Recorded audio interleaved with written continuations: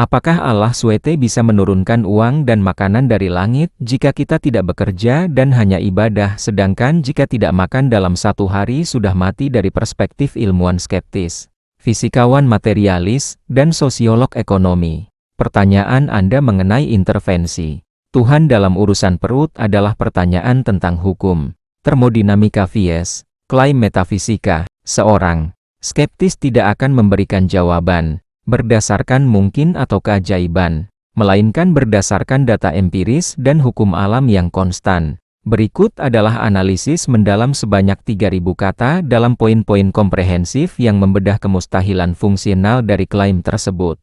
Pertama, hukum kekekalan massa dan energi dasar. Utama skeptisisme terhadap uang atau makanan jatuh dari langit adalah hukum pertama termodinamika. Energi tidak dapat diciptakan atau dimusnahkan. Ia hanya berubah bentuk.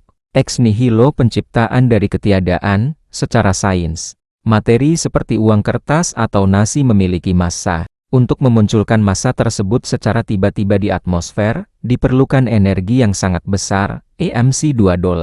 Jika uang benar-benar muncul dari langit tanpa proses produksi, itu akan melanggar hukum fisika dasar. Proses biologis, makanan adalah energi kimia. Energi ini didapat dari fotosintesis tumbuhan atau metabolisme hewan yang memakan tumbuhan. Melewati proses ini melalui ibadah saja dianggap oleh ilmuwan skeptis sebagai fantasi biologis.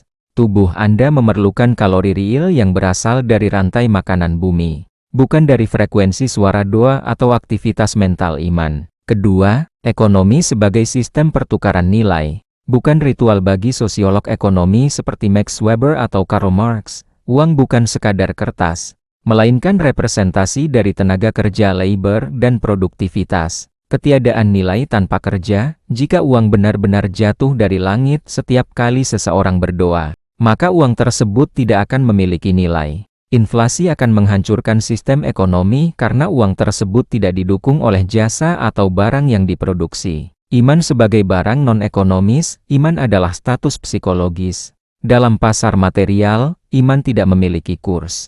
Penjual makanan memerlukan uang yang didapat dari pembeli yang bekerja. Jika semua orang hanya beribadah tanpa bekerja, sistem produksi pangan akan runtuh. Skeptis berargumen bahwa mereka yang mengaku mendapat rezeki ajaib sebenarnya sedang mengonsumsi hasil kerja orang lain melalui sedekah atau zakat yang didapat dari proses kerja nyata. Ketiga, realitas biologis. 24 jam tanpa nutrisi. Anda menyebutkan tentang kematian dalam satu hari. Meskipun secara medis manusia bisa bertahan tanpa makan hingga beberapa minggu tergantung cadangan lemak. Namun kematian fungsi produktif terjadi sangat cepat. Hipoglikemia dan kegagalan kognitif. Tanpa glukosa, otak akan mengalami malfungsi dalam hitungan jam. Konsentrasi menurun, emosi tidak stabil, dan kesadaran melemah. Ilmuwan skeptis melihat bahwa membiarkan diri tidak makan demi ritual adalah bentuk penyiksaan diri self-harm yang dibalut narasi spiritual. Homeostasis. Tubuh membutuhkan air dan nutrisi untuk mempertahankan suhu dan fungsi organ. Secara medis, tidak ada bukti satupun dalam sejarah kedokteran di mana sel manusia bisa melakukan regenerasi atau mempertahankan hidup hanya dengan asupan iman. Sel membutuhkan molekul fisik. Keempat, kritik terhadap tawakal yang keliru. The laziness trap dalam kacamata psikologi skeptis. Keyakinan bahwa Tuhan akan menurunkan makanan seringkali merupakan bentuk disonansi kognitif dan eskapisme, pelarian dari tanggung jawab. Ketika seseorang gagal dalam kompetisi ekonomi, seringkali mereka beralih ke ibadah ekstrem sebagai cara untuk mendapatkan validasi sosial tanpa harus bekerja keras. Mereka menggunakan tawakal sebagai tameng untuk menutupi ketidakmampuan atau kemalasan mereka. Survivorship bias. Skeptis sering menunjuk bahwa narasi keajaiban rezeki hanya menceritakan 1 dari 1,00 orang yang kebetulan beruntung. Jutaan orang lainnya yang hanya beribadah tanpa bekerja berakhir dalam kemiskinan ekstrem, kelaparan, dan penyakit. Namun cerita mereka dibuang dari mimbar-mimbar keagamaan karena tidak mendukung narasi mukjizat. Kelima, mengapa Tuhan tidak menurunkan uang langsung? Ilmuwan skeptis bertanya, jika Tuhan bisa melakukan apa saja, mengapa sistem ini tidak pernah terjadi secara konsisten? Ketidakhadiran bukti empiris, tidak ada rekaman satelit, data CCTV, atau catatan sejarah yang valid secara saintifik yang menunjukkan materi fisik turun dari langit sebagai respon langsung terhadap syarat seseorang tanpa adanya perantara manusia lain. Distribusi rezeki melalui manusia, rezeki yang datang tiba-tiba, selalu melalui perantara, tetangga yang memberi, keluarga yang mengirim uang, atau menemukan benda yang jatuh. Skeptis melihat ini sebagai fenomena sosial, bukan fenomena langit.